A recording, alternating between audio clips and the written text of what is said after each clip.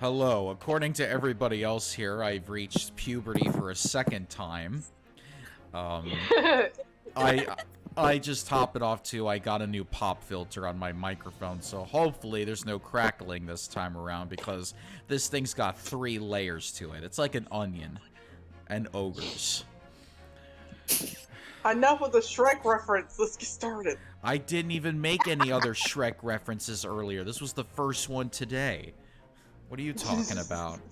Alright, so last time we left the vampire prosecutor and the mysterious apprentice. And now we're gonna go see Herlock because we gotta find out exactly what the fuck is going on here. I don't think Herlock knows what the fuck's going on anymore. Alright, well, we left, we have to leave the Crystal Tower area, and we have to go back to Madame Tuspel's. Yeah. He's probably still being used as a model.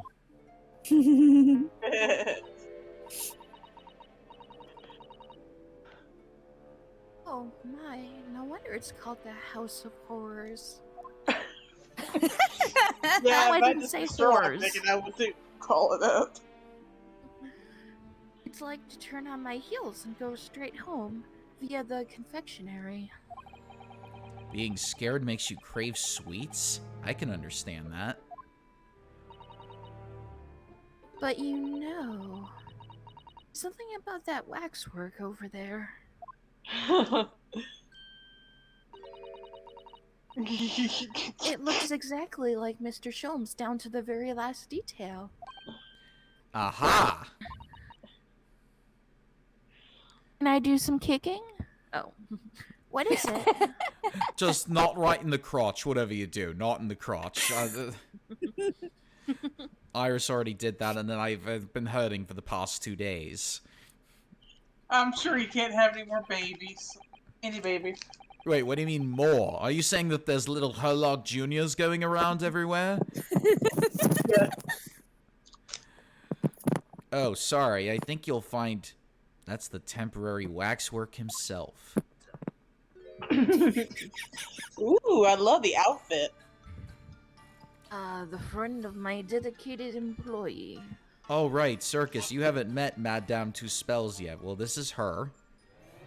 Yeah, I was out that week. Oh, yes. Hello again. It's Renosuke. Renosuke Naruhodo. I must say, I am quite spellbound by the great detective. He is a marvel. My precious waxwork is already back where it belongs. Oh my god, I just realized she said Marvel. And Okay, don't start with the Marvel Avengers shit. Hold on. I'm not finished. She said Marvel. Herlock Sholmes is a detective. And there are books written about him. So think about it. He's a Marvel, and he's in detective comics. Put the two together. You know what I'm saying? I'm just pointing that out. Huh? Marvel DC, I get it. Yes. You don't mean... But yes, the mystery is solved already. Wow, Mr. Sholmes can really engage his brain when he's hungry enough. So, as you can see, he has returned to his habitual duties. Madame Tuspels, you took my only food. Now I'm gonna starve. Yes. His habitual studies. Alas, do not disturb. I butchered that. In any case, sorry. Poor Sasato-san. She looks very perplexed.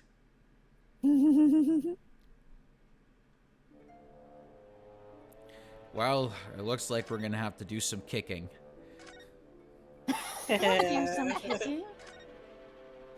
Oh, Patrick, that's the chorus line. Worker bee, what are you Really? doing Oh. here? House business. Oi, get your ass over there and check my box.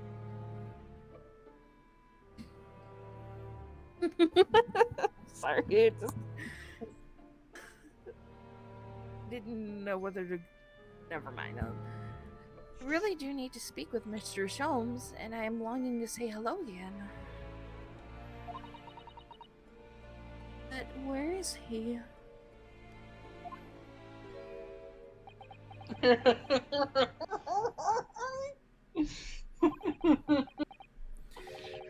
I think you might find that he's quite nearby, actually.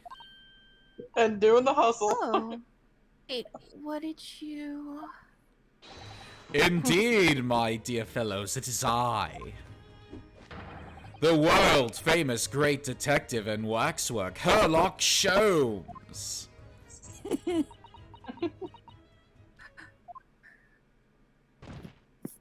No, Sasato-san! Sasato-san! Tainted.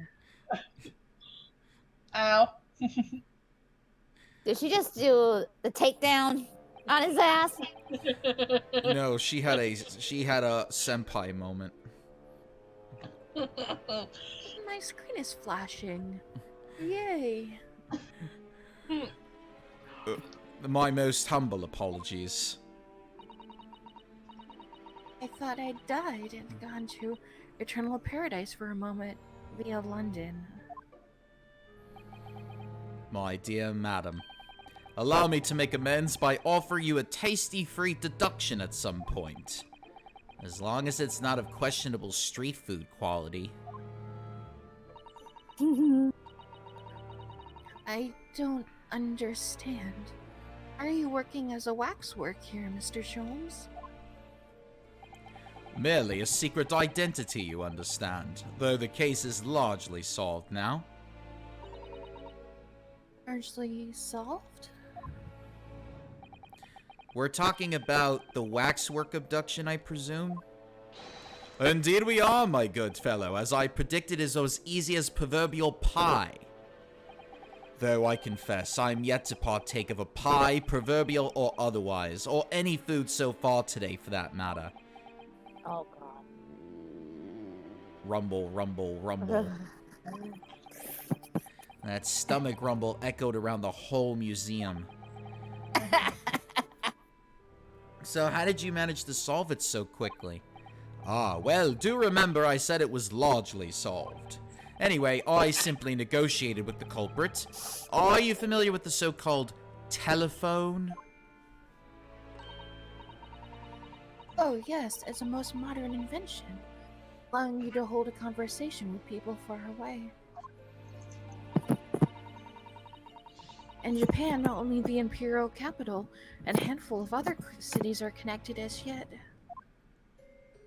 Whoa, hi. This morning, a Hey, Elliot. telephone call was received here from the perpetrator of the abduction. As such, I was able to negotiate terms, and in the end, the waxwork was returned. That's amazing! Just between you and I. It would appear the culprit had always intended to return the stolen waxwork in any event. Oh, but I thought whoever was responsible had demanded a ransom, no? Yes, I think perhaps the ransom demand was necessary to avoid unwanted suspicion regarding the true motive. But does that not mean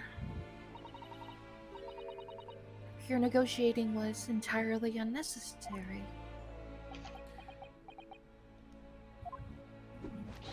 A fact that I must ask you to keep from Madame Tuspel's at all costs.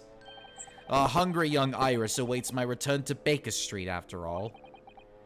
Poor Iris. Now then, do I sense that you have some business with this great waxwork?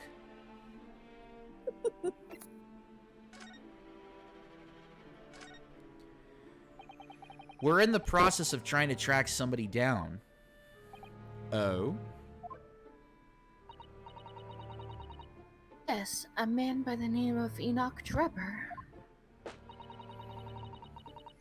He's the swindler who duped Professor Hairbrain and the engineer who built the kinesis machine. A swindler and an engineer? Quite the modern man. He also seems to be a conjurer of sorts too, with considerable knowledge of stage magic. We really need to locate him before the trial resumes tomorrow morning. But we have so few clues to go on, that's the trouble. Do you have any good ideas? I have no data yet. It is a capital mistake to have good ideas before one has data. If I knew something of the man's appearance at least, I may be in a better position to help. Yes, Drebber's appearance. Fortunately for you, however, presently I have little to occupy myself and little to fill my stomach.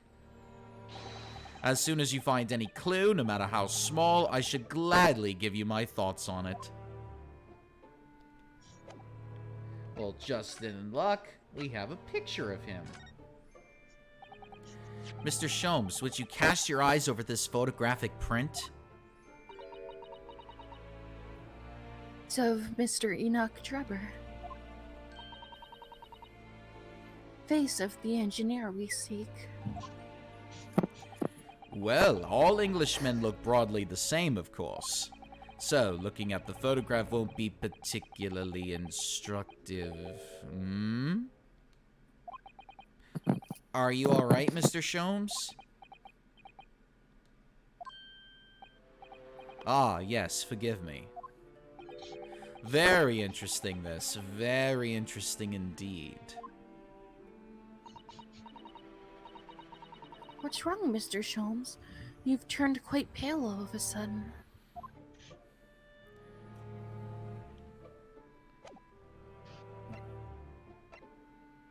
Elliot.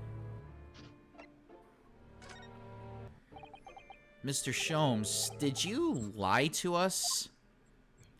My dear Mr. Naruhodo, stay that piercing stare. What is this about? Last winter, when we were first on our way to Britain aboard the steamship.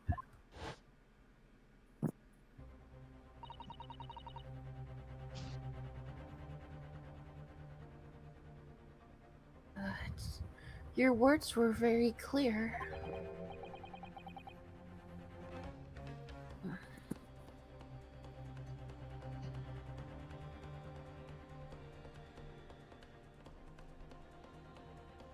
Your words were very clear. What? What'd you say, Are Sylvia? you having to... It's your line, right? Yeah. What? It's at your line. Sholmes? Sorry, I'm in the midst of answering a text message. Someone on your characters. So, well, I mean, I'm going to invent cell phones in 100 years, so I got the blueprints all ready to go. So then, let us unravel this mystery and discover what events led to this curious murder. You told us that it was murder. And you examined Kazuma-sama's body. Indeed, and wherein lies the problem? We met him earlier today, the victim, Kazuma Asoji. You're quite sure? He was wearing some sort of mask and was apparently suffering from amnesia. Yes, I'm quite sure. It was Kazuma-sama.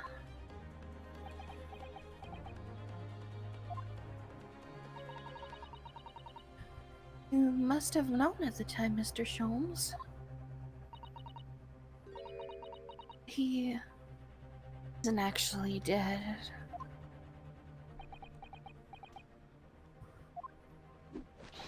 Well, I can only assume I was swept up in the murderous atmosphere of the moment.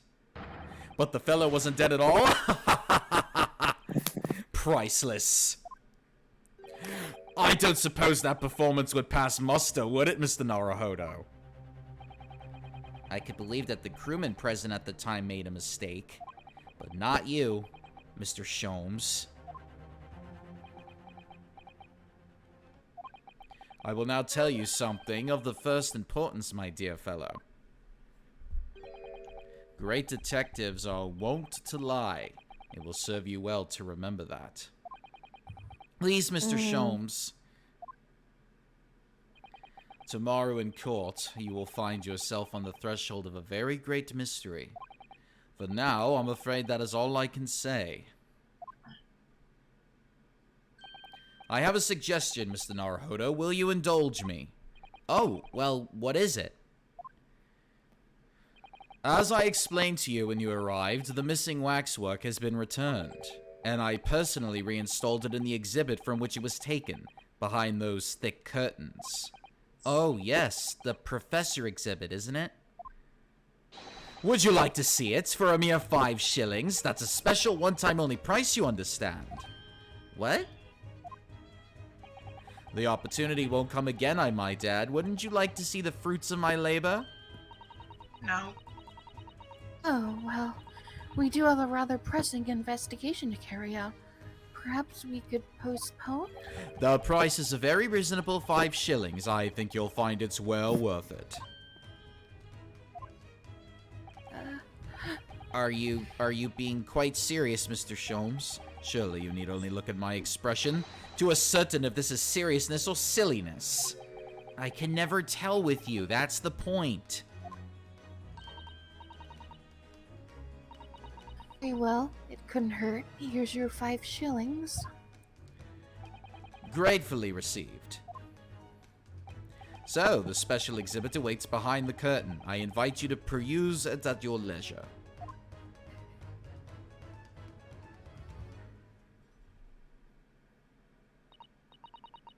Well, the money's been spent, so let's go and see the special exhibit.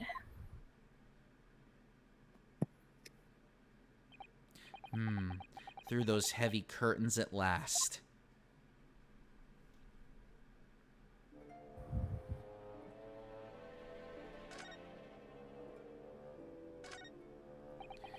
$5 shillings we've had to pay. It doesn't seem right somehow that Mr. Sholmes slipped the money into his own pocket, does it? No.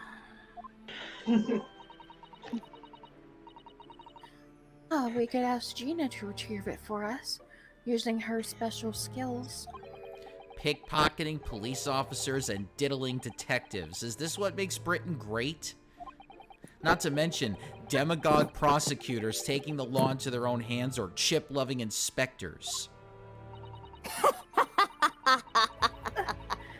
Inspector Gregson comes off rather well on that list, I think. Well, excuse me, Sunshine. I did not know I insulted you that badly. Well, I find chips offensive for some reason. You're not a Brit then. What are you doing to those poor potatoes? I'm eating them. No, no, no, no, no, no.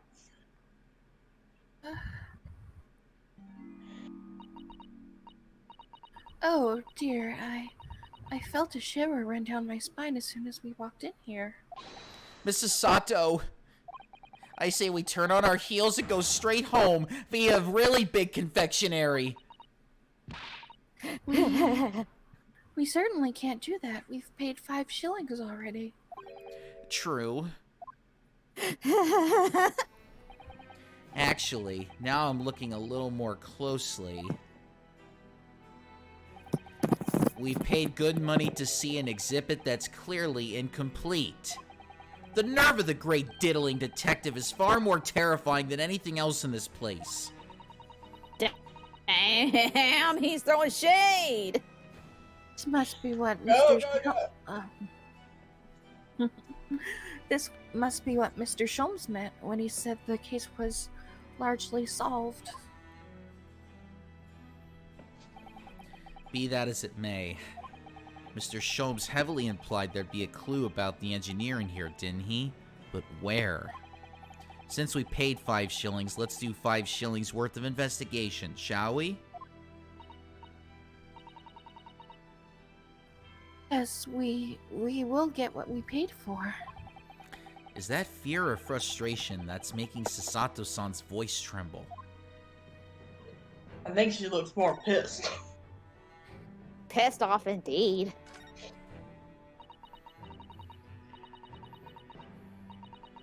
This part of the exhibit is just as disturbing as the rest. Looks so real. It seems to be a young man in a white overcoat. And he has a large shovel in his hand, too. Look. Perhaps we should investigate in a little more detail.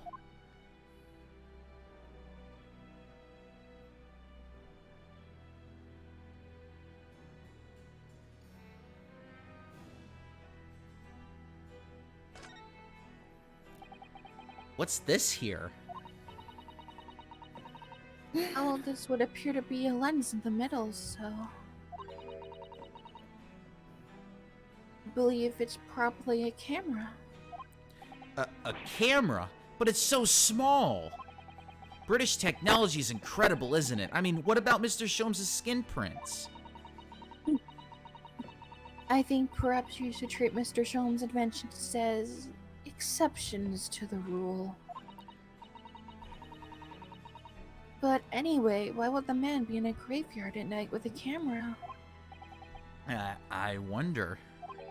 Perhaps he was trying to capture the moment a dead body came back as a ghost on film.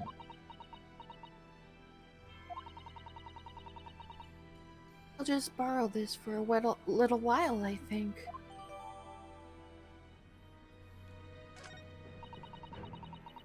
Looking at the photographic plate inside the camera, we can see what picture was taken. What's a photographic plate? It's a piece of glass coated in a special emulsion that reacts to light coming in through the lens. If we open the cover at the back of the camera, we should find it. Let's have a look. You should see yourself, Sasato-san. Your eyes are shining. Shine on, you crazy diamond. You really do like machinery, don't you?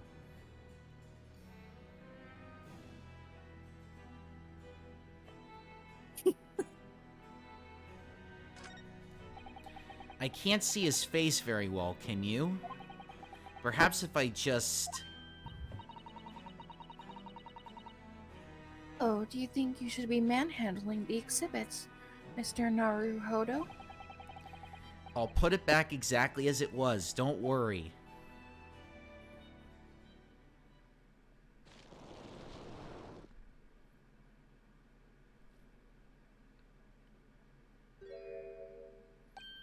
Ah!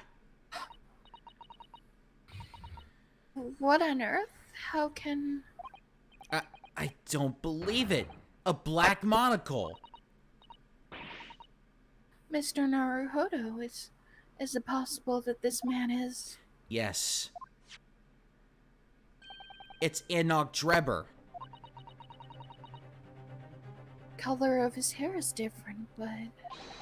It's unmistakably him.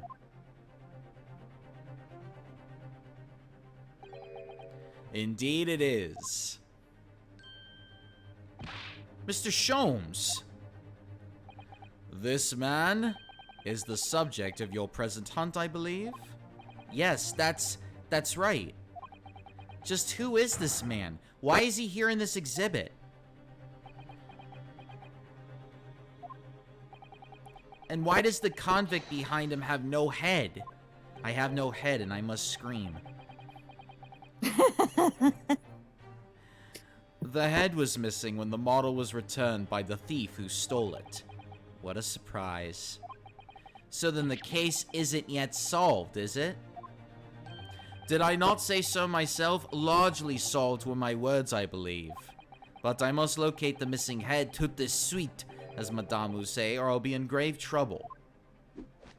A very hungry Irish still awaits my return to Baker Street, preferably with rations.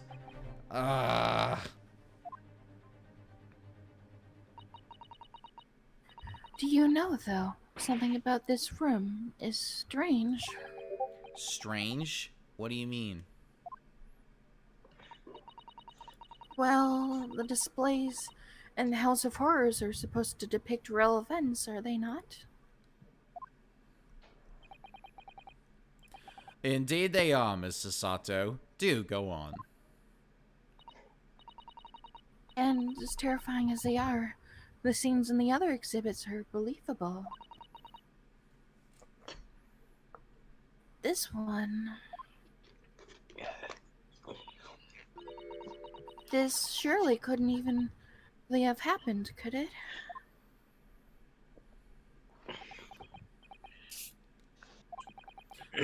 I think it's time I educated you a little. About the nature of the incidents involving the professor 10 years ago.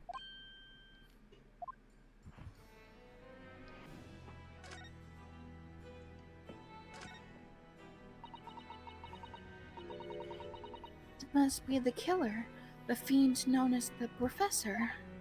Yes, I think so. According to what Madame Tuspel said. He killed 5 victims, all of noble or royal blood. The waxwork is so lifelike, isn't it? Like all the models in this place. I know, it looks like it could start moving at any moment, doesn't it? If only it had a head, that is. Perhaps we should examine it in a little more detail.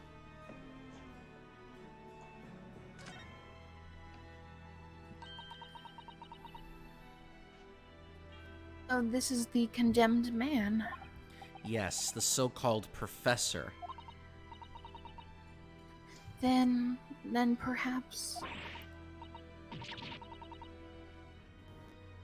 His head was chopped off by a guillotine. Off my desk, Elliot. But unable to find peace, he emerged from his grave as a ghost. Do we have to entertain such terrifying ideas, Mrs. Sato?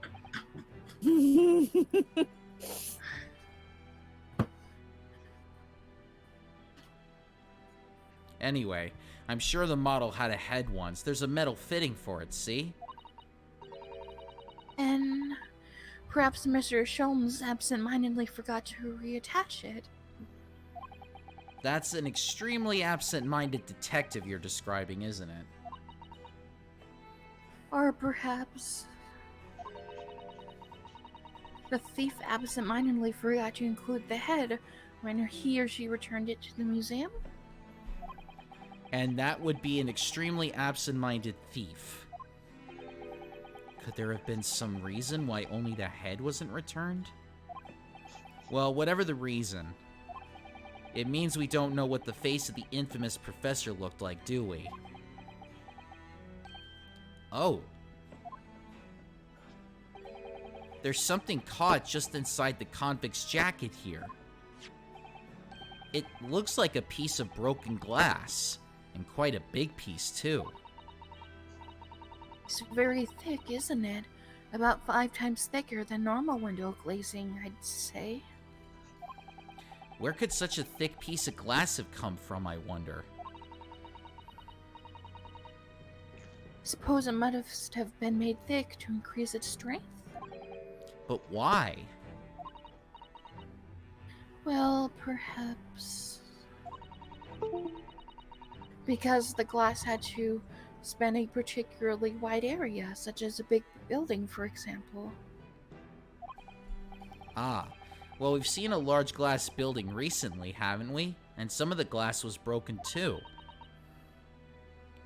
You don't mean... Exactly, the Crystal Tower at the Great Exhibition. But why would glass from the Crystal Tower be lodged inside this waxworks jacket? It makes you think, doesn't it? Aw. And wait till you find out the reason. I think I know the reason. Well, don't spoil it. I ain't spoiling it. Earlier in court, Why- we established that the kinesis experiment was a trick. And now we discover this fragment of glass here in this waxwork. Is it just a coincidence? Can I DM you what I think we just all caught on. to. You can. Here, just DM it in the cat thing, and I'll say if it's what I'm thinking. Oh, I believe I told you a little about the professor yesterday, did I not? He took the lives of 5 victims, everyone being either a member of the aristocracy or royalty. All were attacked by an enormous hunting hound and had their throats ripped from their bodies. Oh What? gosh, an enormous hound? How awful. After taking the life of his 5th victim, the killer was apprehended. It was a case of unprecedented magnitude in Britain, you understand. Accordingly, the professor was tried in a closed court. No members of the public were permitted. A closed court? So you mean that the professor's identity...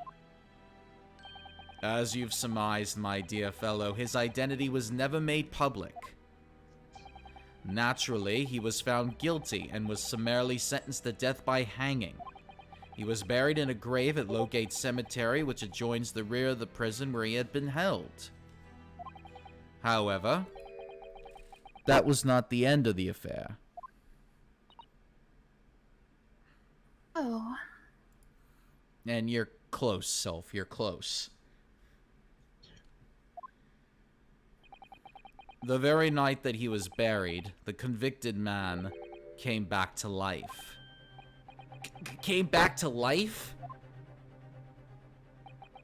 He clawed his way out of the ground and emerged into the moonlit graveyard. The exhibit here depicts that very scene as described by the sole witness to those chilling events. There was a witness? But of course, my dear fellow, it was none other than... young man in the white overcoat here. Enoch Drebber. He saw it happen?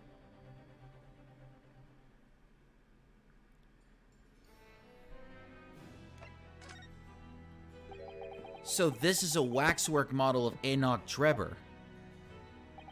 10 years ago, the convicted professor, having been bedded and buried, emerged from his grave in the dead of night.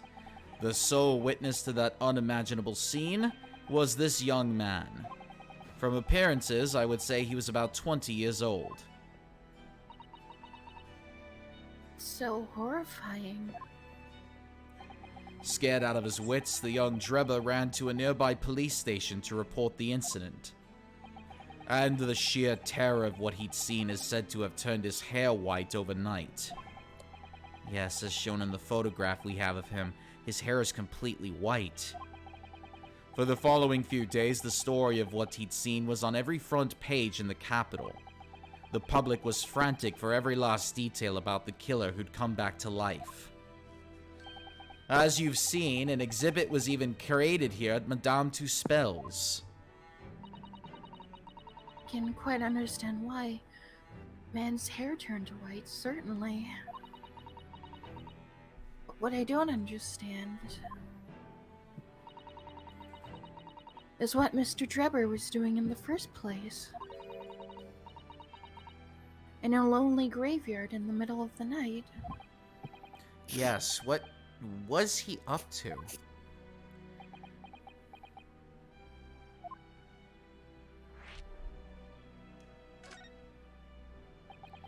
The professor's acts of terror threw London's upper classes into complete panic 10 years ago. It was a great scandal, one might say, at the very highest levels of society. And since the killer's identity was never made public, rumors abounded. After all, no killer had ever before systematically employed a dog as a weapon of murder. Yes, I can imagine the impact the case must have had. But in time, of course, the rumors abated. So too did talk of the shocking witness account of the convict who came back to life. It was forgotten, dismissed as a dubious ghost story, as a preposterous parlor tale. But why did people stop believing it? Why? Simply because there was no resurrection to speak of, as was established in fact. What do you mean by no resurrection? The police investigated the grave in Lowgate Cemetery and published their findings. The convict's body was found to be buried exactly where it had been following the execution. No. But that would mean Mr. Drebber must have lied to the police and the newspapers. That would appear to be the only logical explanation, yes. The young man subsequently vanished from society and nothing has been heard of him since. It's rather striking then that he should resurface now, don't you think? Of course, the convicted murderer couldn't really have come back to life, that's not possible. But Drebber's hair is unusually white, and if that really did happen overnight as a result of shock, it's hard to believe the incident was an out-and-out lie.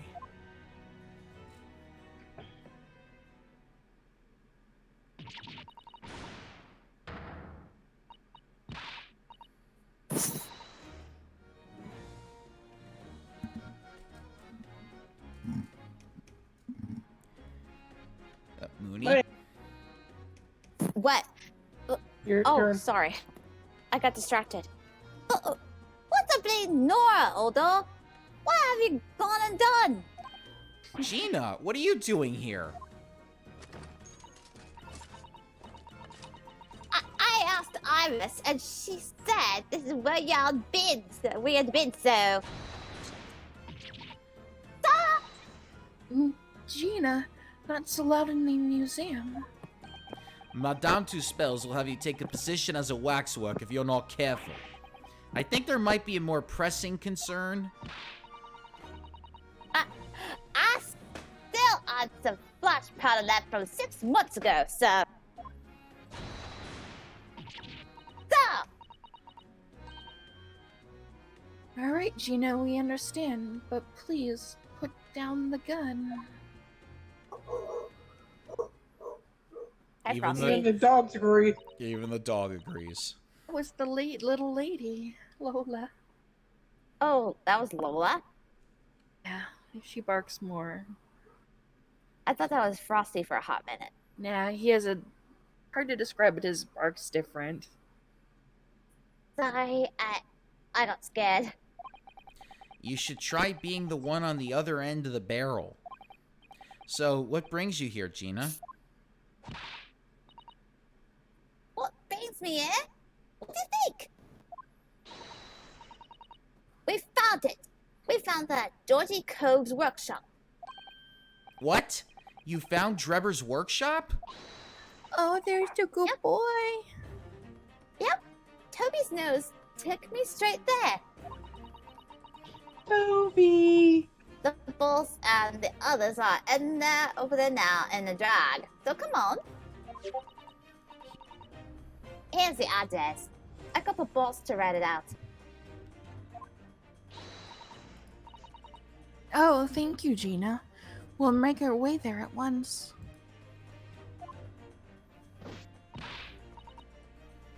Then see you there.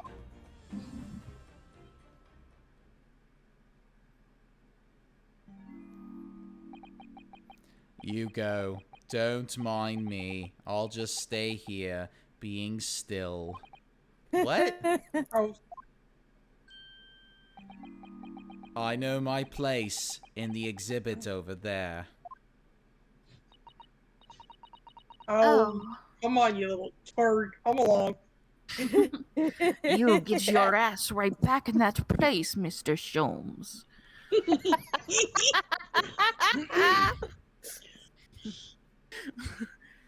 Or this cauldron has your name on it. No?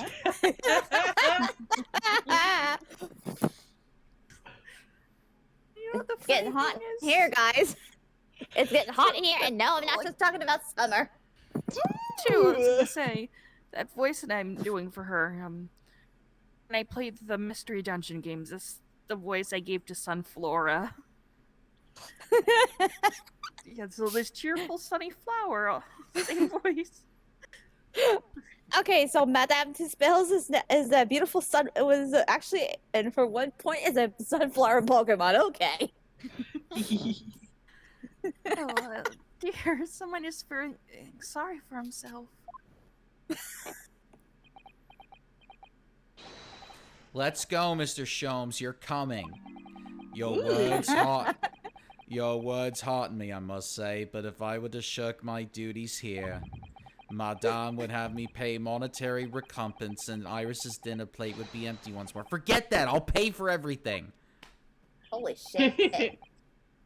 You better add that money too, dog. Then there's not a moment to lose, my dear fellow. I shall hail a carriage at once. He is so convincing. No offer to share the cost for Mr. Sholmes, then. I shall gladly pay half, Mr. Naruhodo. Thank you, Mrs. Sato. Right, let's go. Mr. Naruhodo, she's a growing girl and she needs extra on her plate. She's got to I get can see- all the vegetables. Okay, I can already see, like, kind of like, this spell's being like, "Get fucking ass back here." And now I was making a reference to Family Guy with Herbert the Pervert being like, "Get your fat ass back."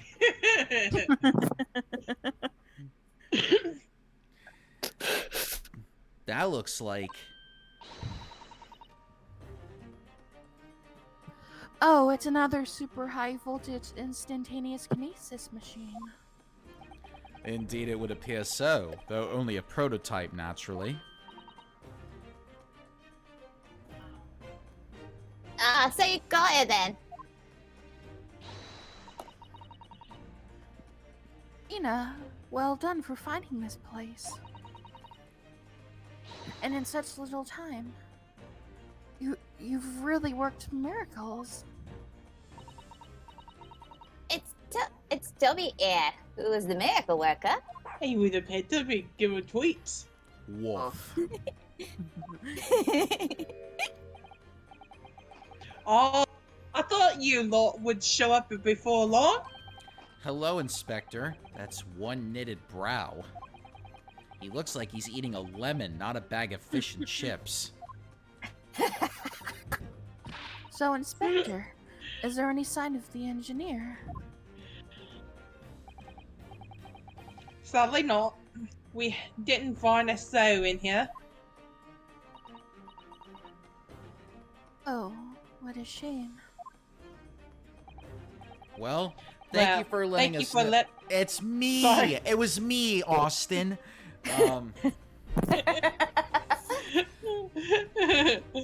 Sorry. Well, thank you for letting us know about this place and giving us the chance to investigate. According to what Gina tells me, we only find it thanks to a clue that you lot turned up. I wouldn't want to say go to Paris with a debt of gratitude unpaid now, would I? Thank you. Anyways, if you happen to snoop around here, I get cracking. Lord Van Zeek's and forensic investigation teams are on their way here as we speak. Damn right I am. And I've got my hallowed chalice with my 2 bottles of wine to celebrate the occasion. I thought you carried a crate around, Lord Van Zeek. And a treat for this good boy over here. For Toby? Mm. Definitely. And- Them Indeed, again. he is a bit of a miracle worker. I imagine you got a picture by now. They don't take too kindly to lawyer types. Right.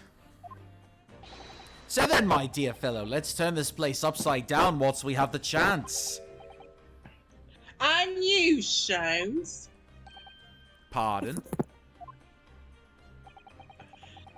They take even less kindly to great detectives than they do to lawyers.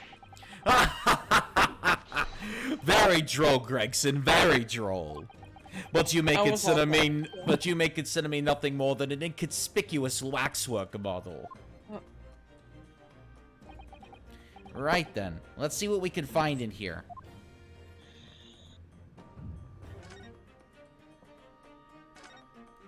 I heard turn this place upside down and I immediately thought, oh boy, let's flip that table. Meme Insert- style. Yeah. It's funny you mentioned Upside Down because I can't spoil anything, but something's gonna happen. That's gonna be a JoJo reference. Soon. Gosh. I'm sorry, Mr. Naruhodo. That machine is covered by the special dispensation for Scientific Equipment Act. There would be serious repercussions if you were to examine it. The Crown and the government.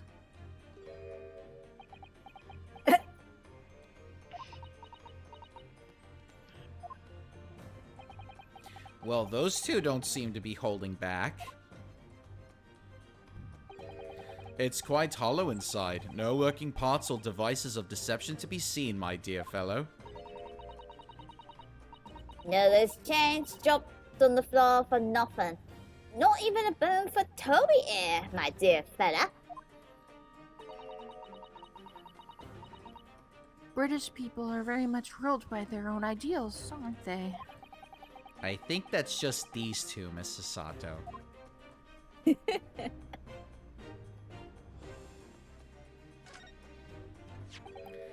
Ah, this appears to be most interesting. Yes, most interesting indeed, wouldn't you say? It's an impressive looking back massager, that's for sure.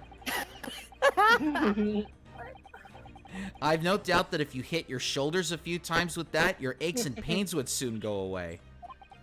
Dumbass is a trophy. It's a Royal Society trophy for excellence in science. A young scientist could wish for no higher honor. Ah. Would you like a massage? No! No!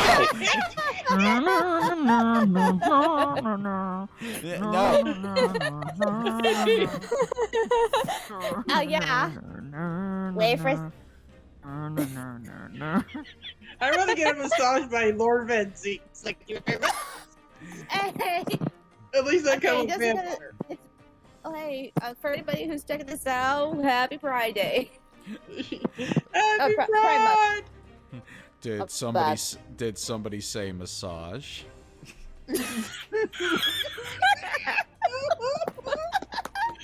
One, please. No, I'm fine, thank you. I had no idea it was such a grand thing. Oh god. Oh god. Okay, we got this now. It's like Mr. Vancy as a masseuse. I think it's becoming increasingly clear. There's much more to this Mr. Enoch Drebber than conjuring tricks. Yeah, apparently he specializes in massage therapy too.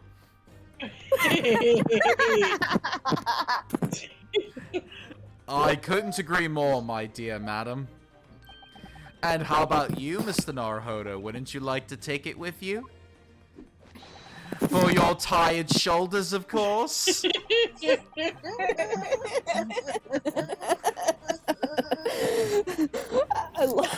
just losing our shit. And we're making massage jokes along the way. He's not gonna let that go, is he? No, Yes. Renosuke. No, Renosuke. This is a Drew Carey, Africa as a continent, a country moment right there. It's curious, though, isn't it? You would expect such an important trophy to be proudly on display somewhere, haphazardly cast aside. English gentlemen can be quite a mystery at times.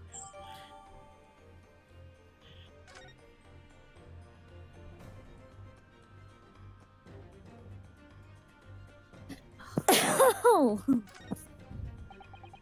The store doesn't want to open. Yeah, looks like it's got a pretty hefty lock on it. There's a specialist locksmith on the way over here from the yard, so hands off till he gets here. With permission, Inspector, I could have that lock open in less than a minute. Well, if you don't have permission and no one ain't giving it to you. Gregson looked as though he really enjoyed that. Oh, there's no sound of anybody on the other side. No, Drebber must have fled at the first sign of danger. And as he heard, That's right, I got that smart ass detective. decided, fuck this shit, I'm out of here. This Like, this the is Joe Star A family. goth way. it's a European style quiver of arrows with steel bolts inside. Oh, do you suppose? Crossbows, these. And just the right size for the bow you tore at the expedition grounds. In other words,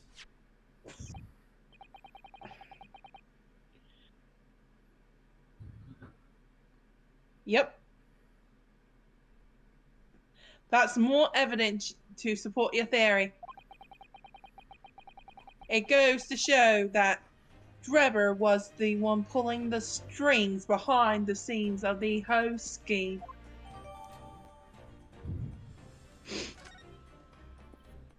thud.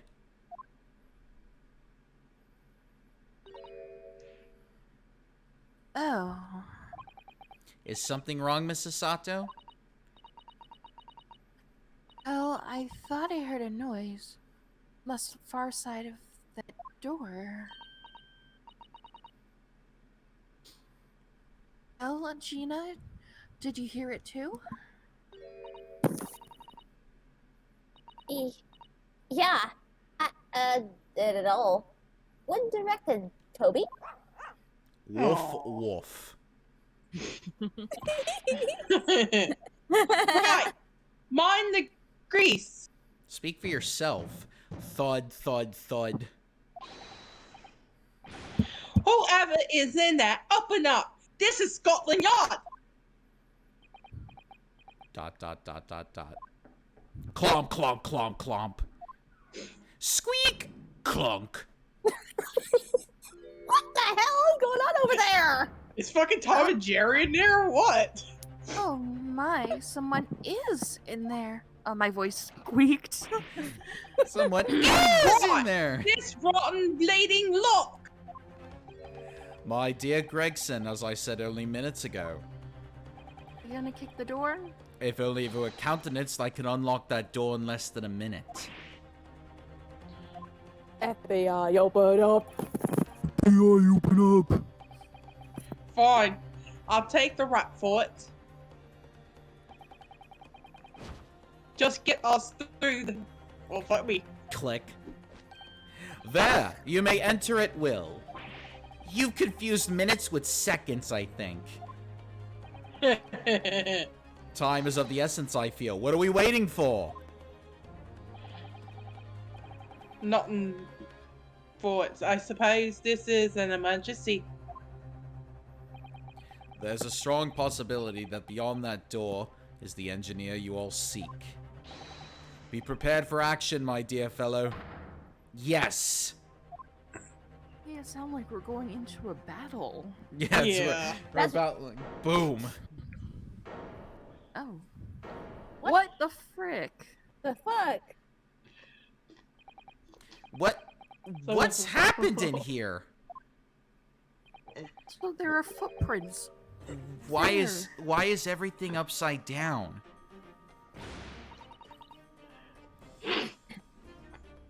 Stuff. Let's see.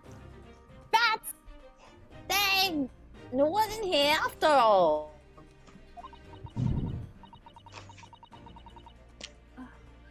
But there must be. It was only moments ago that we heard those noises. Maybe that was the sound of Drebber running away. But there's only one door into this room. No windows that can afford an escape route. Those skylights are too high.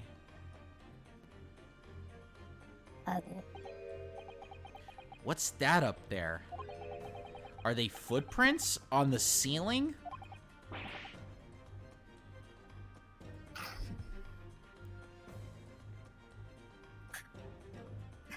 Circus. Circus! Alright. Blow me. What have we here then? Greatest line. Looks like someone was trying to burn something in a... Hey. Is Jotaro trying to burn Dio's diary? Oh, that looks like a set of blueprints. To what? To that professor's brains Barney machine, isn't it? Did you say Barney machine? Barney machine? I'm trying not to laugh while I'm trying to do this accent and it came out that way. Hello, everybody. Here's Sorry. what we're doing today on the Barney machine. Fun and incredible that Barney inspired someone to get out of, like, a coma. I never have to listen to it again. Barney. Blimey. Blimey! If we had these, there would have been no need to think about trying to investigate all that scrap metal. There is something of a great interest here, too. This rope was lying on the floor at the foot of that pillar. A rope? What's significant about that? Gate route. Never mind. You see, but you do not observe, Mr. Naruhodo. We must investigate the entire room thoroughly, and bless you, before the Thank you. forensic investigation team arrive too.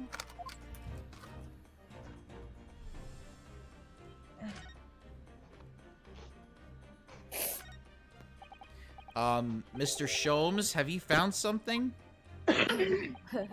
Ah, Mr. Naruhodo, yes, in point of fact, something rather fascinating. What do you make of this? Let's see. I've never seen anything like it before. It looks like a bundle of thick cigars wrapped up in a large... Ah! It's a Mrs. Sato, what's the matter?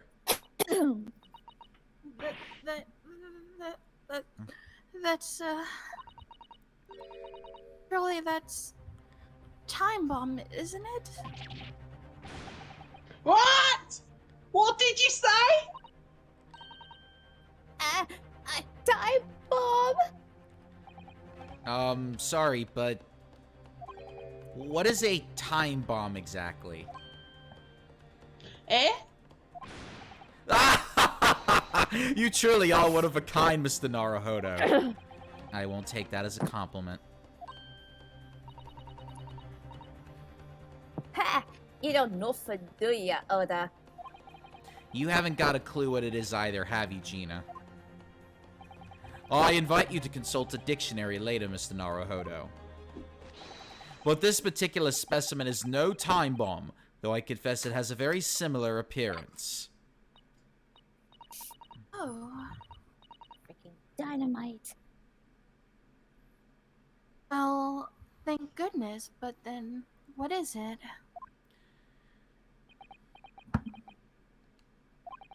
I see, so that's it. Goodness, Mr. Sholmes? Have you seen to the heart of the matter? There are times when I consider my lot most unfair, for I'm fated never to know how it feels to flounder as you do when a puzzle presents itself. But I have learned to accept the hardships that come with being a great detective, Mr. Sato. Here we go. I feel a great deduction coming. Once again, I could draw two conclusions from the scene we see before us. The first is that the inverted nature of the furniture in this room is the work of Dreba himself. Oh, but how could you? And the second conclusion is that the small device on the floor there is without question completely genuine. Please, Mr. Sholmes, you must explain everything. It would be a pleasure. After all, it is a great detective's civic duty to teach Scotland Yard the finer points of the trade. Well, Inspector Gregson seems delighted with the idea anyway.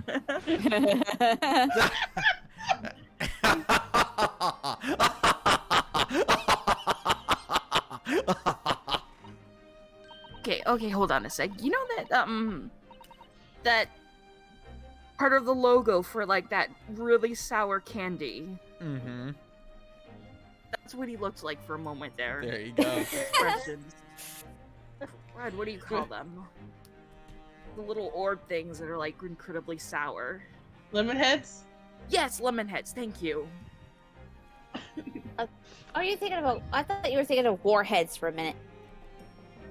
We have a similar logo. I don't know. It's just thinking. Doesn't matter, but they're both fucking sour as hell. Oh, you've deflected the inspector's glare with such fortitude there, Mr. Sholmes. Well done. You're too kind, my dear madam. I hereby dedicate this great deduction to you. Kindly stand just there, Mr. Sato. Oh, Oh, yes. I'd be delighted. is she doing her own? So, shall we begin? Once again, Herlock Sholmes is proud to present his Logic and Reasoning Spectacular.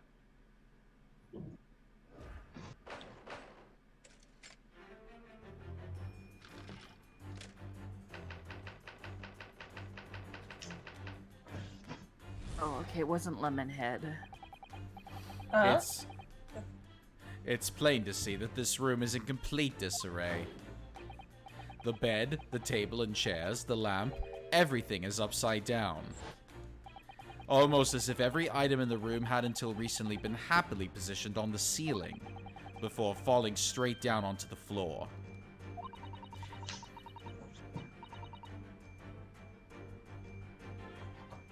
The item in the room was on the ceiling. Are you suggesting that? Indeed, the key here is gravity. Oh no. It would appear that the technology has at least succeeded in freeing us from the great pull of the Earth. What the actual fuck? Zawaldo. For the gravity in this room was reversed, and then suddenly restored to normality. Goodness. The inverted furniture clearly reveals the truth about the part gravity played in this whole business. I quite understand your skepticism, Mr. Sato. I too was incredulous at first. However, my conviction in my analysis was cemented when I observed this. An anti-gravity device, almost identical to one that featured in a dream of mine only the other day, in fact. Looks like TNT to me. But then why does it have a clock on it? A most relevant question indeed. That is a timing device that controls when the gravity direction will switch. There was clearly a requirement for the engineer to be able to restore normal gravity automatically. And the commotion we heard earlier from the other side of the door was the moment that restoration occurred. Yes, the reason why everything in here has been turned upside down is because of the anti-gravity device. So you see, we need look no further to explain the state in which we now find this room. The direction in which gravity acts in here was reversed by Mr. Drebber, before being restored to normality in an automatic fashion some time later by the timer device. I have witnessed precisely this scene in a dream I once had when I fell out of bed.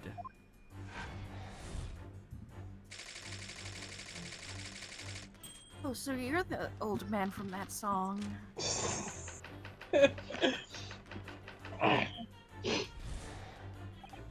Now, let us consider the next conundrum. What was our engineer friend's aim? Indubitably, the greatest clue we have to explain his actions is above our heads. Yes, how is it possible that there are footprints all the way up there on the ceiling? A question whose answer will lead us neatly to the truth, my dear madam.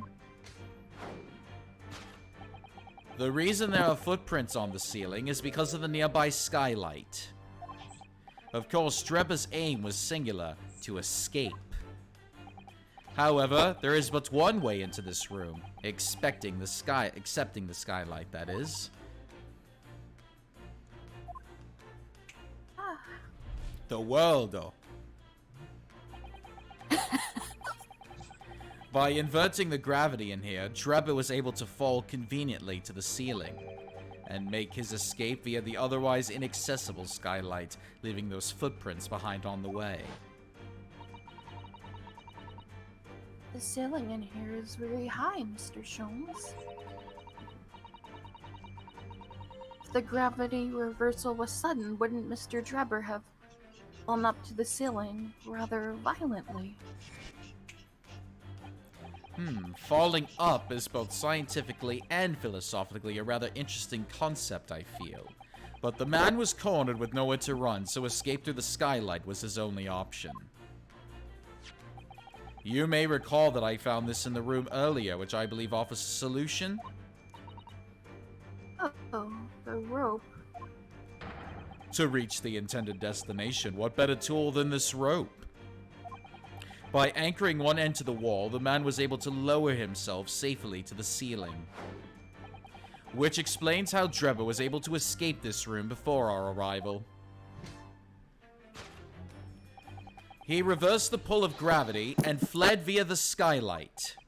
And personally, I should very much like to reverse the pull of gravity again now, just for fun. Oh my, he changed outfits quickly. And I'm back again. Thus concludes Herlock Sholmes' great deduction of this topsy-turvy puzzle. I don't think it's gonna work.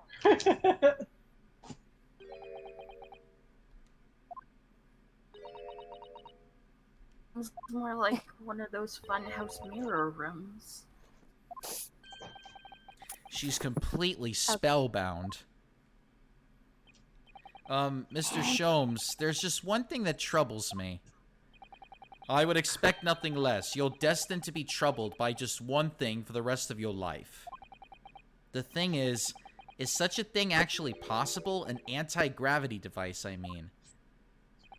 I would say that with man's current scientific knowledge at the turn of the 20th century, it's no more possible than instantaneous kinesis. But your whole deduction hinges on it. Ow! Ah, but my dear fellow, when you have eliminated the impossible, whatever remains must be the truth, however improbable it may seem. It's a marvelous line, wouldn't you agree? One of my more enduring pearls of wisdom. I had Iris come up with the exact phrasing. My original was clumsy. Yes, I have a feeling I've read it in something that Mrs. Sato lent me once. Objection! Actually, there is one other thing, Mr. Sholmes. Ah, the spell's broken at last. The rope you found was on the floor, wasn't it? Indeed it was, in lonely coils near the wall. But if Mr. Drebber had used it to escape in the way you described, wouldn't it still be tied to the wall?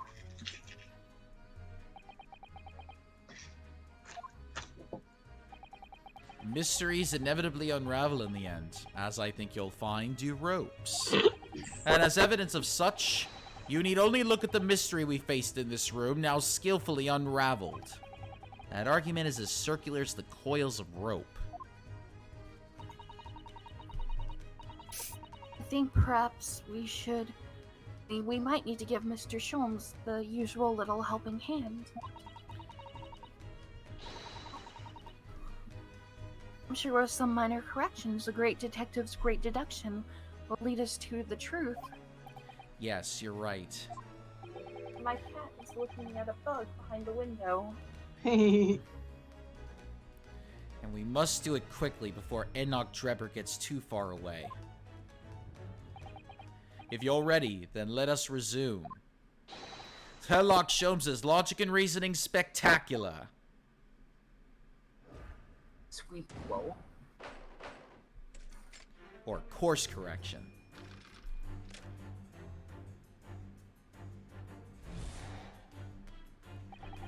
It's plain to see that this room is in complete disarray.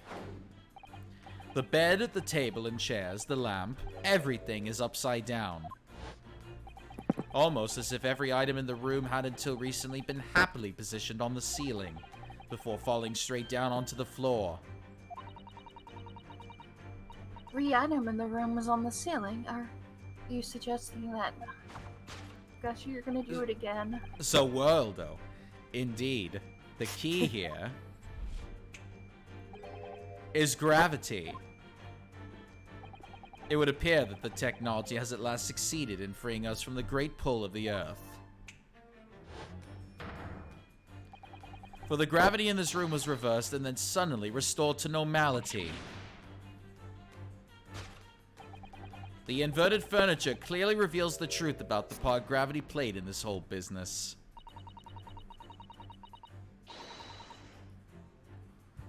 I think gravity could have been reversed in this very room. I find the whole. Hold up. Oh.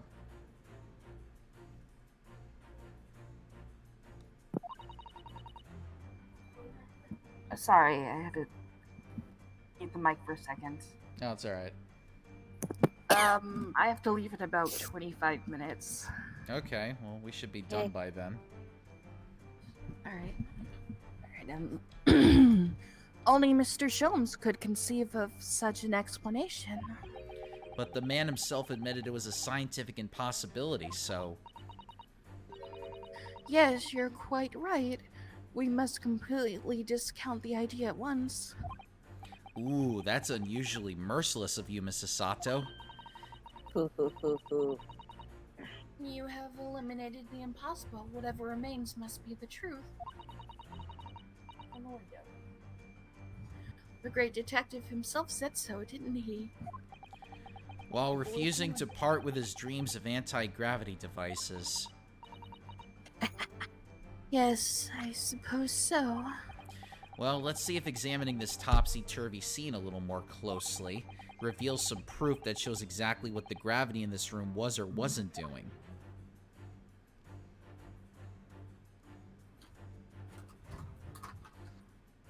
Take that!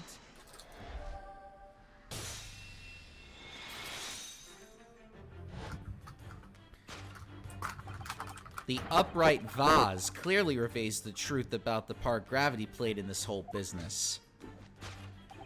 Upon my word, Mr. Naruhodo, you've surpassed yourself by completely turning my argument on its head. Trying to impress your assistant here, perhaps? Oh, shit. No one is trying to steal your spotlight here, Mr. Sholmes, trust me. As you rightly say, though it appears at first glance that all the furniture in the room is upside down. This unassuming slender vase is standing keenly to attention. And unlike the large safe, there is nothing affixing it to the floor. And it's the exception that breaks the rule. In short, much as it pains me, the gravity in this room was never inverted at all. My deepest sympathies for your loss. He crushed his dreams again. Oh, poor Mr. Sholmes. But the show must go on, so let us continue with our deductions. Now that we know this contrivance is not in fact an anti-gravity device, there remains but one other possibility. You don't say. Someone deliberately turned over every piece of furniture in here. Which might sound obvious, but leaves one mystery very much unsolved. Namely, why would anyone choose to do that? Quite, and naturally, there is an explanation. Yes, the reason why everything in here has been turned upside down is because of the anti-gravity device. He's absolutely determined that this device must have something to do with it, isn't he? I'm afraid the lure of an exciting scientific explanation is too strong. Well, there's no doubt that somebody did this. Somebody turned all this furniture over. So whoever it was must have had a reason. afraid nothing comes to mind at all, though. Well, let's look around and see if the answer presents itself.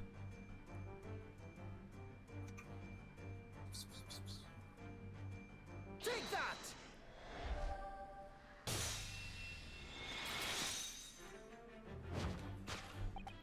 Yes, the reason why everything in here has been turned upside down is because of the safe combination. Precisely. I believe, Mr. Naruhodo, that you had a very similar experience once, did you not?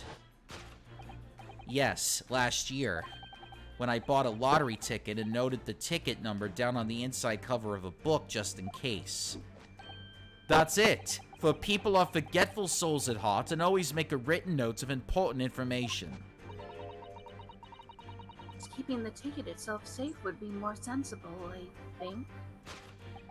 And what, pray, happened next, Mr. Naruhodo? When the day of the draw came round, I forgotten which book I'd written the number in and had to turn my room upside down to find it.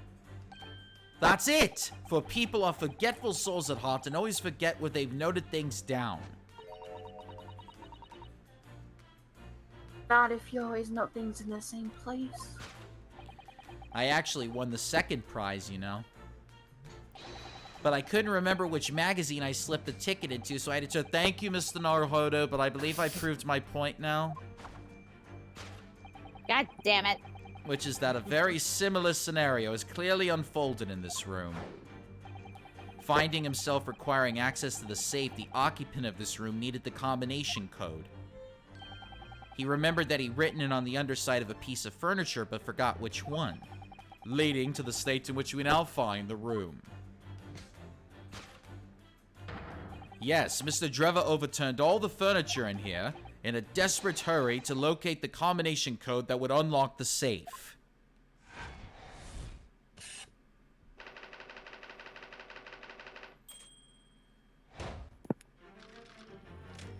Oh, I was really hoping the room turned like one of those funhouse mirror tunnels. How cute. Two of a bizarre adventure for all tastes here at Ace Attorney Industries. Now, let us consider the next conundrum. What was our engineer friend's aim?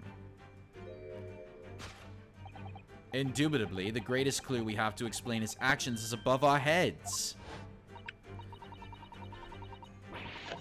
Yes, how is it possible that there are footprints all the way up there on the ceiling?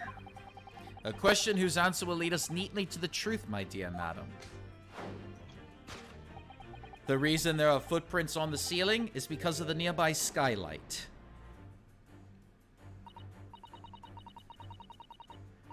Well, if it changed the heart in the direction of gravity can't explain it, then how did those footprints get there? Yes, I feel as though that particular mystery has just become even harder to solve. I can't think of any other way to explain it at all. Oh, life was so much simpler in those halcyon days when gravity could be reversed. It was minutes ago, and those halcyon days never existed in the first place. Well, I suppose we must simply put our faith in Mr. Sholmes and observe the area in more detail. Putting our faith in Mr. Sholmes is what gets us into these situations in the first place. Take that!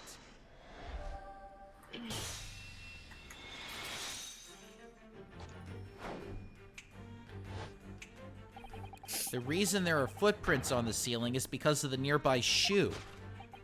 And on closer inspection, there are clearly footprints all over the balloon as well. In other words, the aim was never the skylights at all, but the balloon. But for what purpose? A green balloon? That seems somewhat familiar, Data. Ah!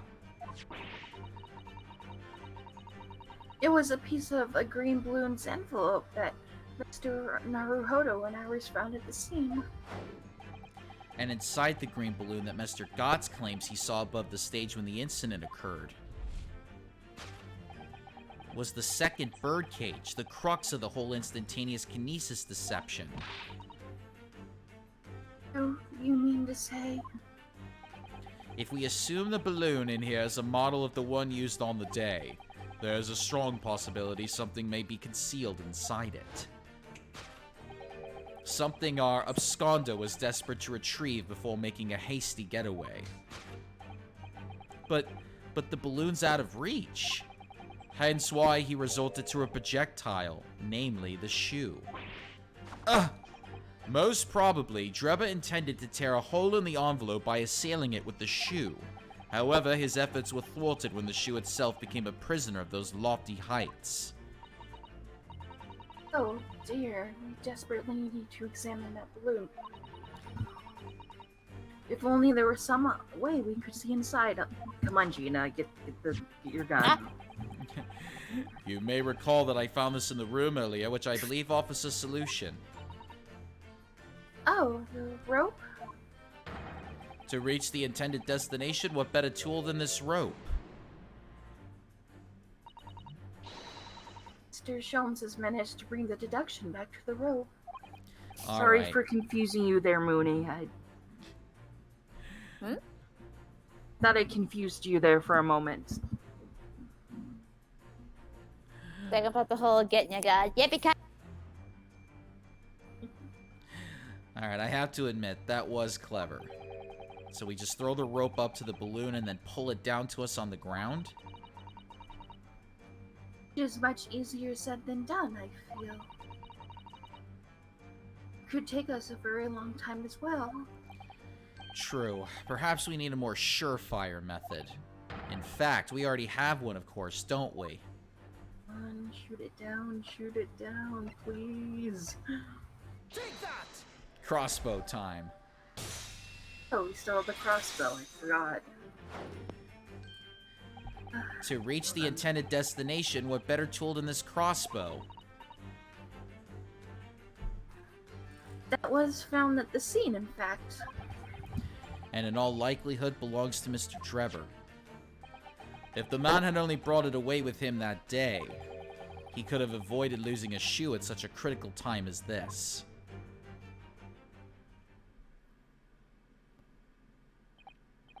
So, shall we? Your curiosity is deeply stirred, no doubt, my dear fellows. What is it that Enoch Drebber has hidden inside that balloon? Bam!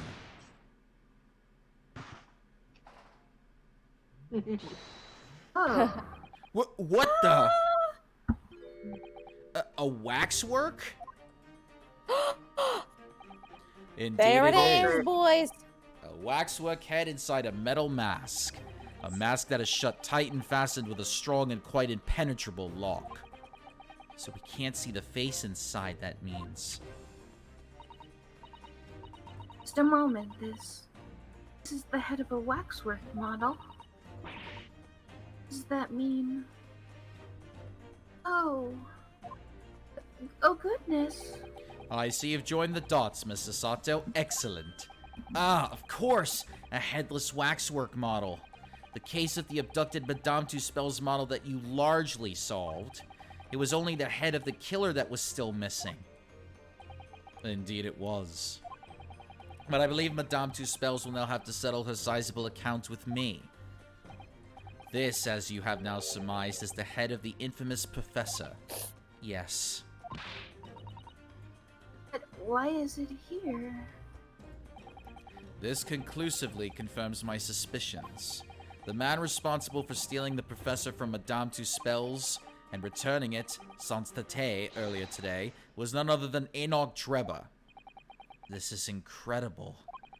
Professor Hairbrain's case and the waxwork abduction they're inextricably linked by Enoch Drebber's workshop.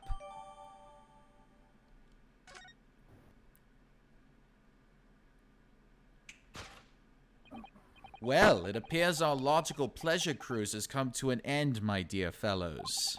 All that remains is, yes, to speak with the architect of this adventure. The architect? You mean Mr. Drebber? As it seems quite impossible that he escaped via one of the skylights. Obviously, the man must still be here in the room.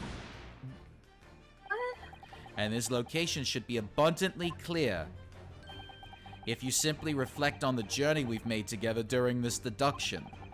Enoch Drebber is right here, somewhere in this room. So, Mr. Naruhodo, will you do the honors? Yes, of course. Mr. Drebber's hiding place must be the... Wait a minute.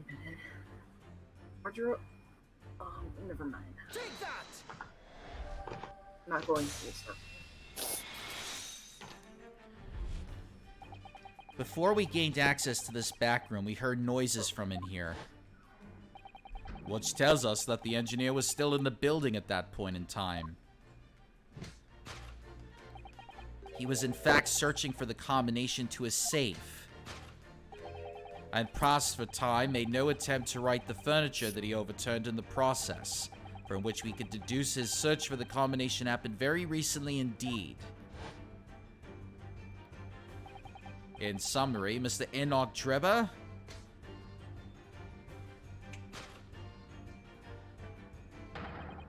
is at this very moment inside the safe. Thus concludes Herlock Sholmes' great deduction of this topsy-turvy puzzle. Thought he was safe from us by hiding in there. But he wasn't.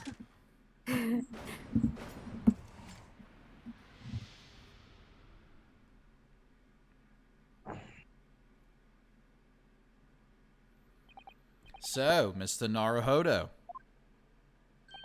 I think perhaps it's time we ended this game of hide-and-seek, don't you?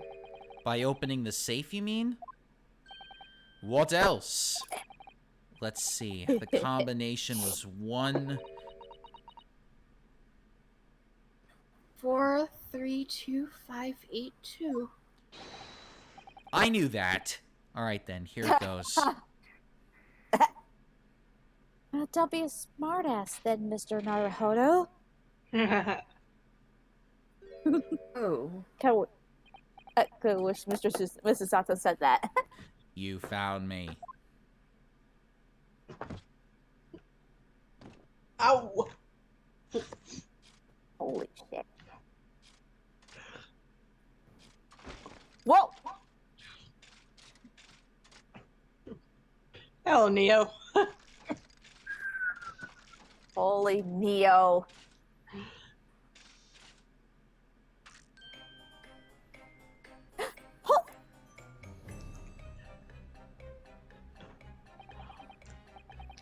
Right then, sir. Mr. Enoch Drebber, I presume? Correct. You'd better start talking. You tricked Professor Hairbrain with that bogus machine you built.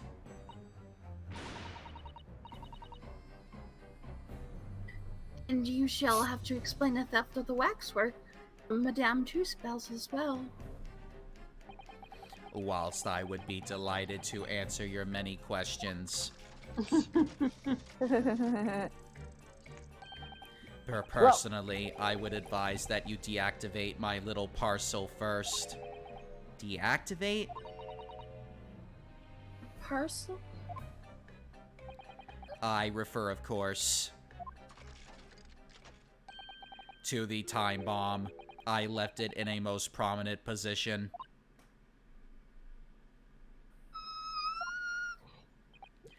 Ha, ha, ha, ha.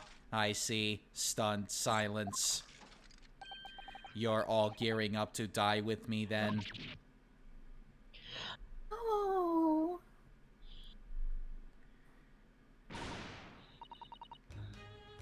Mr. Jones, with only 7 seconds to spare. That was too close for comfort. I've got 1 foot in the grave already. Are you trying to help us get a killer or get us killed? Mr. Jones' deductions can be completely life-altering, can't they? Well, my dear fellows, that was a close shave. The resemblance to an anti-gravity device is really quite startling, I must say. Anti-gravity devices don't exist. Whew. I wouldn't push it, Mr. Sholmes.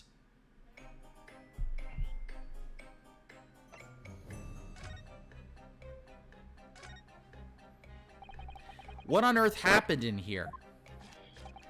You found me, haven't you? No need to screw me down any further. Everything in here is precisely what it seems. Yeah? Well, you'll be given a thorough go-over, don't you worry, Grubber. What fails to click with me is how you were able to locate my workshop that I was not expecting. When I heard whistling from the other room, I knew it was time to bolt. Whistling. Ah, that would have been me. God But damn it, Sean. For some reason, I woke in fine fettle today. No words, just tightly squeezed chips. Clearly, I must have a screw loose, though, as I couldn't remember the combination for the safe. And another one loose, as I couldn't remember on which piece of furniture I'd written it down. We also found a rope over by the wall. Yes, I had hoped to exit through the skylight, but sadly the rope was too short. So, I then set about searching for the combination code to open the safe. Unburning the incriminating blueprints, don't forget. Regrettably, though, you failed to retrieve the head from the balloon among the rafters. And after that, you hid yourself inside the safe, having first set this parcel ticking. Well, I had no intention of being nailed by the police. Oh.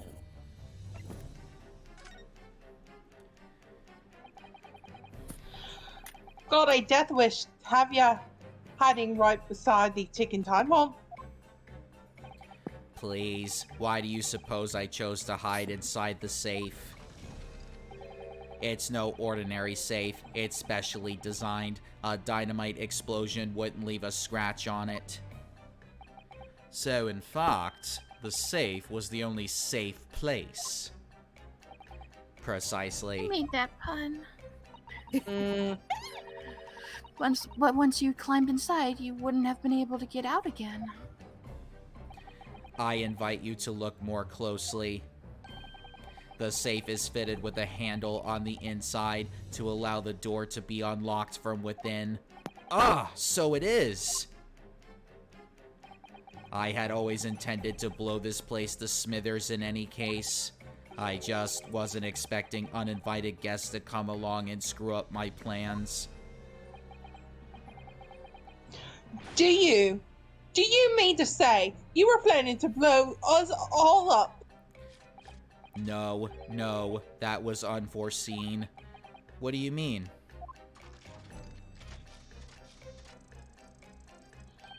Most people run, you see, when they see a ticking time bomb at their feet. Ah. I calculated the time required for retreat to a safe distance and set the device accordingly. Yeah, right. But your seemingly endless discourse in here threw a spanner in the works.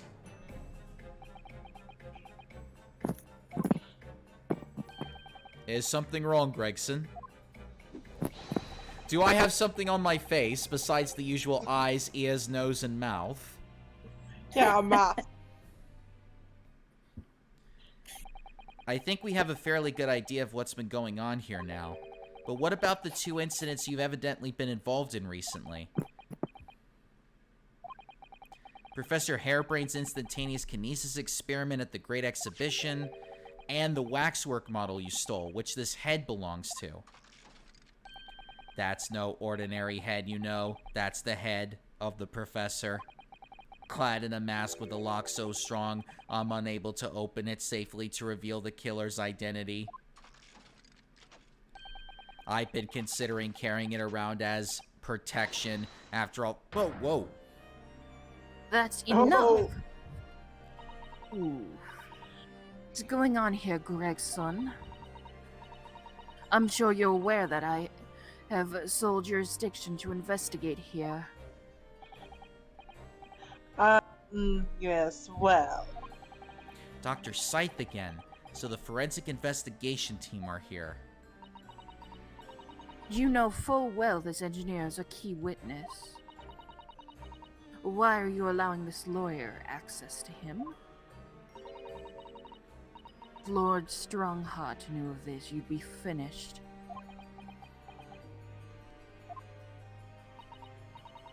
You lot, leave at once. My dear madam, there's no need for such a threatening tone, I assure you. After all, that's no way to greet an old acquaintance, is it, Dr. Scythe? Lo, Sholmes. Mr. Sholmes knows Dr. Scythe? If it's protecting the machine next door that's causing such a sour expression on your face, you are quite misguided. It's really nothing more than a shell you... Tout. But of course, we'll show ourselves the door. I see you haven't softened at all. Mr. Naruhodo. Yes? It would appear that our delightfully entertaining investigations have run their course for today. But Mr. Sholmes! Let us leave this place in the doctor's capable hands. I said get out now, all of you. Your presence here is not required either, Gregson.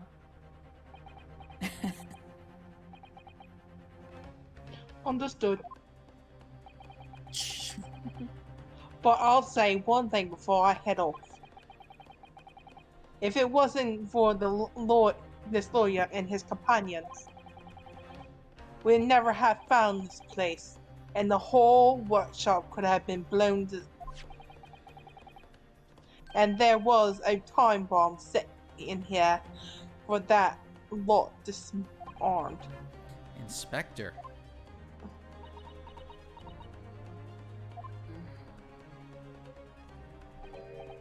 Ka. Something giving you a chuckle, has it, Darber?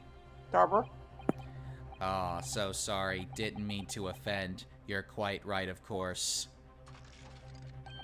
You did disarm the time bomb, didn't you? Yes, you did Yes. disarm that one.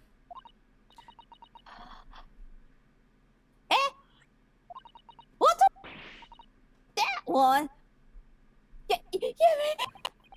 Ka. Oh shit! What the actual fuck? Sadistic bastard. Oh.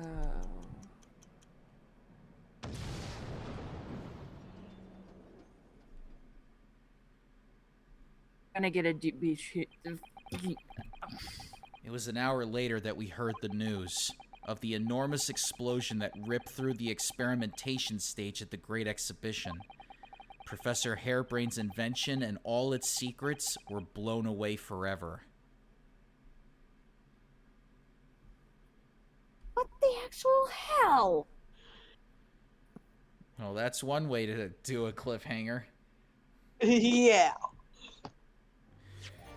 Well, now we're gonna find out in the trial. By the way, this trial is 3 parts, so we're gonna be here for the next 3 weeks. Yeah. So all of June, we're gonna be on this case, pretty much. So Well, it's better than that fucking Amber Heard and Johnny Depp one, I guess. yeah, well, this trial is gonna be a lot more suspenseful, and if I cry at the very end of the trial, you'll understand why. Well, you better have the tissues ready then. I do every time I get to that part of the game. Trust me, when you see it, if I start crying, you'll hear me cry probably. Although I've seen it twice, but anyway. All right, next time around, we're gonna be finding out who did all of this. So until then, happy Pride Month, and hopefully all of you will enjoy the rest of your week. And I will try to see if I can get out of puberty for the second time. Everybody take care. Take care, and don't use trophies as massages, whatever you do. Bye, everyone.